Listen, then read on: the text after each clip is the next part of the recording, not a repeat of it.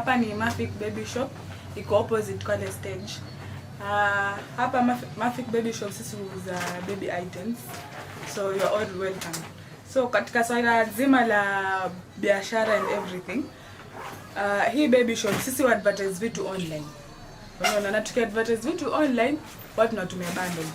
Bundles inaweza tumia ni approximation ya like 100 bob per day. Unaona, so that is a bit expensive.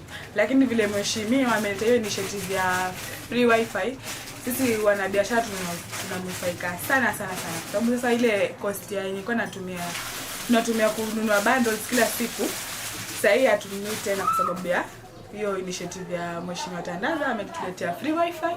So tunafanya business is running swiftly and smoothly. Hatutatiziki tena.